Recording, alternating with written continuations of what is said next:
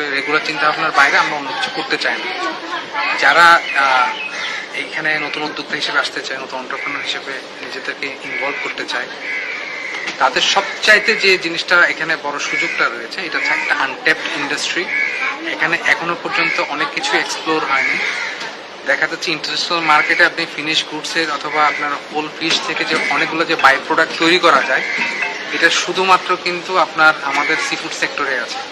আপনি কোনো একটা ইন্ডাস্ট্রিতে কখন কাজ করতে পারবেন? যখন অপরচুনিটি থাকে। আমাদের এখানে যে মাল্টি ডাইমেনশনাল যে অপরচুনিটিগুলো আছে, এগুলো আসলে এখনো আনটেপড এবং আনএক্সপ্লোর। এখানে ইনফরমেশনের একটা বিশাল বড় ঘাটতি আছে, কারণ বিজনেসে ইনফরমেশন ইজ পাওয়ার। আপনি আপনার প্রত্যেকটা জায়গায় প্ল্যানিংগুলো তৈরি হয় আপনার র ডেটাগুলো আপনার থাকে এগুলোর উপরে।